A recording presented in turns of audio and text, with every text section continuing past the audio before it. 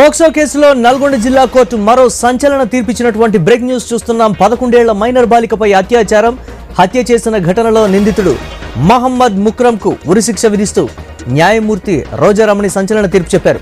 2013లో one town PS పరిధిలో నిందితుడిపై case నమోదైంది.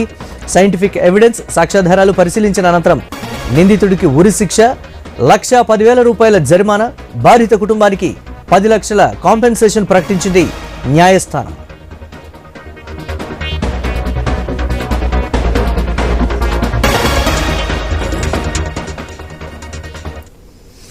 నల్గొండ జిల్లా కోర్టు పోక్సో కేసులో సంచలన తీర్పిచ్చినటువంటి బ్రేక్ న్యూస్ చూస్తున్నాం. 11 ఏళ్ల మైనర్ బాలికపై అత్యాచారం, హత్య చేసినటువంటి ఘటనలో నిందితుడు మహమ్మద్ ముక్రమ్కు ఉరిశిక్ష విధిస్తూ న్యాయమూర్తి రోజారమణి సంచలన తీర్పు అయితే చెప్పారు. దీనిపై మరిన్ని అప్డేట్స్ మా కరెస్పాండెంట్ కిరణ్ అందిస్తారు.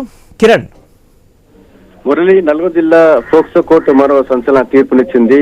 2003లో వన్ టౌన్ పిఎస్ లో ఒక పోక్సో కేసు నమోదైంది. అయితే 11 ఏళ్ల మైనర్ బాలికపై అత్యాచారం, హత్య కేసు సంబంధించి నిందితుడు మహమ్మద్ ముక్రమ్ పై కూడా అప్పట్లో కేసు నమోదైంది. ఈ కేసు సంబంధించి సైంటిఫిక్ ఎవిడెన్స్ తో పాటు పూర్తి సాక్ష్యాధారాలు పరిశీలించినటువంటి న్యాయమూర్తి రోజారమణి ఒక సంచలన తీర్పు అయితే ఇచ్చారు.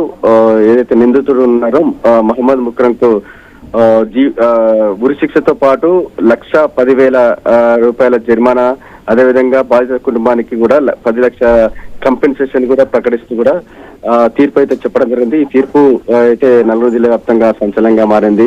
అయితే గత 2 రోజులుగా చూసుకున్నట్టయితే పోక్సో కేసు సంబంధించి దాదాపు 4 కేసుల్లో కూడా నిందితులకు కఠినమైనటువంటి శిక్ష అయితే విధించడం జరిగింది. ఈ కేసులకు సంబంధించి వరుస పోక్సో కేసులపై కూడా నల్గొండ జిల్లాలో అయితే సంచలనం అయితే మారిందని చెప్పొచ్చు. Right, thanks for